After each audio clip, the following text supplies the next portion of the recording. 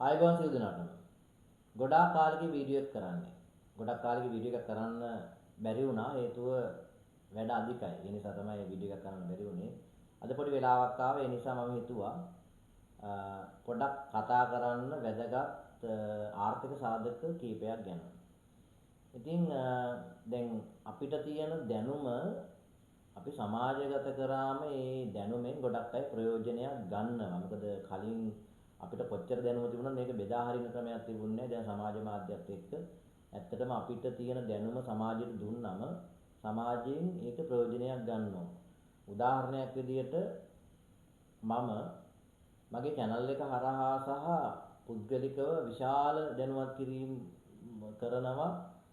විශේෂයෙන් මගේ පන්තිවල ළමයින්ගේ ඉඳලම ආයෝජන ධනවත් වෙන්නේ කොහොමද? මොකද මේක සමාජයට වැදගත්. මොකද හැම කෙනාටම මුදල් උපයන්න නැතුව ජීවත් වෙන්න බෑ. මුදල් කියන එක අංක 1 වෙලා තියෙනවා. ඒක මුදල් නැතුව අපි කාටවත් හොඳ ජීවිතයක් ගත කරන්න බෑ. ඉතින් ඒ නිසා අපි ආයෝජන පැත්ත ගැන හොඳට කතා කරන්න ඕන මේ. ආයෝජන පැත්ත කතා කරද්දී අපි ආර්ථික සාධක ගැන ලොකු සැලකිල්ලක් දක්වන්න ඕන. ඉතින් අපි මේ පහුගිය ආර්ථික දත්ත ටිකක් ගත්තොතින් ඇත්තටම අපිට ගොඩාක් වැදගත් ආර්ථික සාධකයක් තමයි ප්‍රේෂණ කියන එක.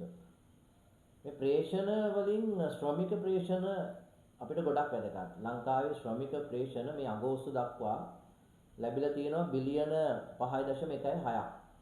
විශාල ප්‍රේෂණ වටිනාකමක්. ඒ වගේම ඊළඟට සංචාරක ව්‍යාපාරය හරහා අගෝස්තු මාසයේ වෙනකොට අපිට ප්‍රේෂණ ලැබිලා තියෙනවා බිලියන 2.29ක්. එතකොට මේ දෙක එකතු කරාම සාමාන්‍යයෙන් අගෝස්තු මාසෙ වෙද්දී අපිට බිලියන 7.45ක ප්‍රේෂණ ප්‍රමාණයක් ලැබිලා තියෙනවා. ඉතින් මේක විශාල ප්‍රේෂණ අගයක් 2022 වගේ අවුරුද්දක් එක සංසන්දනය කරද්දී 22 අපිට ලොකු අර්බුදයක් ආවේ මේ ප්‍රේෂණ නැතිකම. අපිට තෙල් ගින්නව ගන්න බැරි වුණා, අපිට බෙහෙත් ගින්නව ගන්න බැරි වුණා. ඒ ප්‍රශ්න විසඳලා තියෙන්නේ මේ වගේ ලොකු ප්‍රේෂණ ප්‍රමාණයක් අපිට ලැබෙන නිසා. ඉතින් මේ ප්‍රේෂණ ප්‍රමාණය අපේ රටේ ආර්ථික වර්ධනයට විශාල බලපෑමක් කරනවා. ඉතින් ඒ වගේම තමයි තව දුරටත් සලකා බැලුවොත් මම හිතනවා මේ ප්‍රේෂණ ලැබෙන අගයත් එක්ක මේ අවුරුදු ඉවර වෙද්දී අපිට බිලියන 11කට 12කට වගේ යන්න බැරි කමක් වෙන එකක් නැහැ මේ ප්‍රේෂණ වර්ග දෙක. ඉතින් ඒ වගේම සංචාරකීන්ගේ පැමිණීම සංචාරකීන් දැන් ඔක්තෝබර් මාසේ 6 වෙනිදා වගේ වෙනකොට ඇවිල්ලා තියෙන ලංකාවට 17,59,540ක සංචාරකීන් ප්‍රමාණයක් ඇවිල්ලා තියෙනවා. විශාල සංචාරකයන් ප්‍රමාණයක්.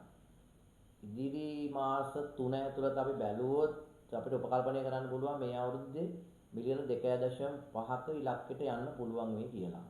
ඉතින් මේක තවදුරටත් අපි වර්ධනය කරගන්න ඕන. අපිට සංචාරක ව්‍යාපාරයෙන් ඩොලර් ලැබුණට ඇත්තටම හෝටල් සමාගම් වලට තාම විශාල ලාභ ඇවිල්ලා නැහැ. සුළු ලාභ හෝ එහෙම නැත්නම් අලාභ ආවරණය කර ගැනීමක් පමණයි වෙලා තියෙන. විශාල වශයෙන් ලාභ ලැබීමක් තාමත් දකින්න ලැබෙන්නේ නැහැ. ඉතින් මිලියන 5ක වගේ ඉලක්කයට යන්න පුළුවන් වුණොත් අපිට මේක ඉටු කරගන්න පුළුවන් වෙයි. විශේෂයෙන් ඉන්දියාව කියන්නේ බිලියන ගාණක් ජනතාව ඉන්න රටක්. අපි ඉලක්ක කරොත් ඉන්දියාව සහ යුරෝපා රටවලින් සංචාරකයන් ගෙන්නව ගන්න වැඩි වශයෙන් අපිට විශාල ආදායමක් සංචාරක ව්‍යාපාරය උපය ගන්න පුළුවන්. හැබැයි ඒක බලාපොරොත්තුවක් පමණයි. සැලසුම් කරොත් අපිට මේක ඉටු කර ගන්න පුළුවන්. ඉතින් දත්ත අපිට ආර්ථික දත්ත වශයෙන් ගොඩක් වැදගත් වෙන දත්ත. ඒ වගේම තමයි දැන් ලංකාවට වාහන ආනයනය කිරීමත් අප්‍රේල් මාසේ වගේ ඉඳලා ආරම්භ වුණා. දැන් සැප්තැම්බර් වගේ වෙනකොට වාහන 1,82,000ක් වගේ ලංකාවට ආනයනය කරලා තියෙනවා. අපි වැය කළා තියෙනවා ඩොලර් බිලියනයකට ආසන්න වටිනාකමක් මේ වාහන ගෙන්නවන්න. දැන් වාහන ලංකාවට ගෙන්නවනකොට එකක් තමයි රජයේ ආදායම බදු ආදායම විශාල වශයෙන් වැඩි වෙලා රාජ්‍ය ආදායම වැඩි වෙලා තියෙන එක. රජයේ පැත්තෙන් හොඳයි ආදායම වැඩි වෙන එක. සමාගම් පැත්තෙන් බැලුවොත් මේ වාහන ආනයනය කරන සමාගම් වලට මේ තුලින් විශාල ලාභයක් ලැබෙනවා. අපි ඉතින් වාහන ආනයනය කරන සමාගම් ගැන අවධානය යොමු කරන එක හොඳයි කොටස් වෙනකොට පැත්තෙන්. ඒ වගේම බැංකු විශේෂයෙන්ම මූල්‍ය ආයතන මූල්‍ය සමාගම් වලට මේ තුලින් විශාල ලාභයක් එනවා.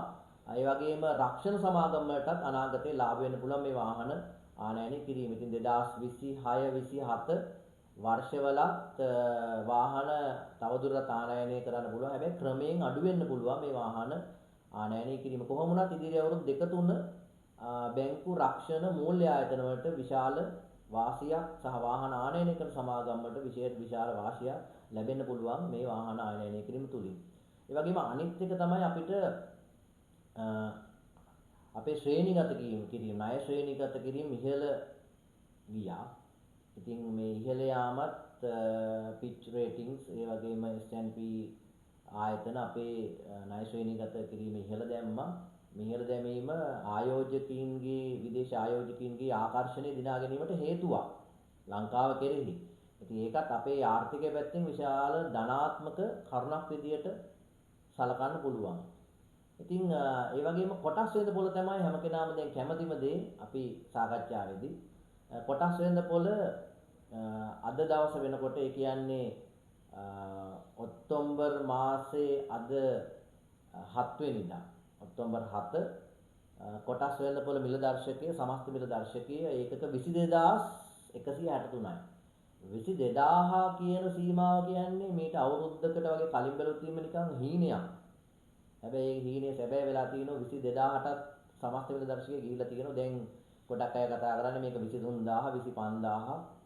ඇත්තටම ඉතින් මේ කොටස් වෙළඳ පොළේට ලැබෙන මුදලුත් එක්ක මේ දර්ශකය 23000 24000 25000ට යන්න බැරි කමකුත් නෑ. අපිට එහෙම පුරවකථනය කරන්න පුළුවන් අනාගතයේ මේක 30 40000 50000 වුණත් යන්න බැරි කමක් නෑ. මොකද ආර්ථිකයේ වර්ධනය වුණොත් කොටස් වෙළඳ පොළ වර්ධනය වෙන එක නවත්තන්න කාටවත් බෑ. අනිත් එක ගොඩාක් අය දැනුවත් සහ අපි දැනුවත් කරනවා ස්ථාවර තැන්පතුවක 107කට මුදල් තැන්පත් කරනවට වඩා ප්‍රාග්ධන වෙළඳ පොළට ඇවිල්ලා ලාභයක් උපය ගන්න විදිය. මොකද ලෝකේ දියුණු වෙච්ච රටවල් හැම එකකම ප්‍රාග්ධන වෙළඳ පොළ දියුණුයි. මොකද ප්‍රාග්ධන වෙළඳ පොළ හරහා සමාගමට විශාල වශයෙන් මුදල් සපයාගෙන ඒ සමාගම් ඒව ආයෝජනය කරලා ආර්ථිකයේ දියුණුවට ගොඩාක් දායකත්වයක් දෙන්න පුළුවන්. ඒ නිසා අපි ප්‍රාග්ධන වෙළඳ පොළ ගැන ගොඩක් දැනුවත් වෙන්න ඕන.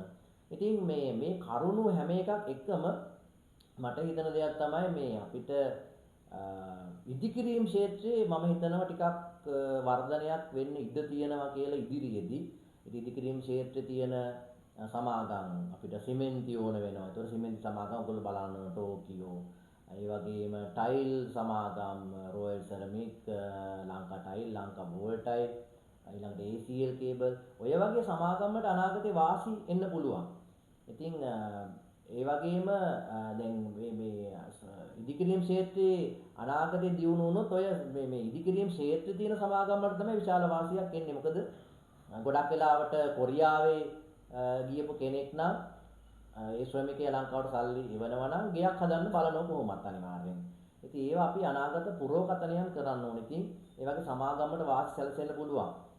ඒ වගේම තමයි බැංකු සහ මූල්‍ය අංශයේ සමාගම් වල තාමත් විශේෂයෙන් බැංකු අංශයේ සමාගම් වල ශුද්ධවත්කම් වලට පහලින් තමයි තාමත් කොටස් මිල තියෙන්නේ.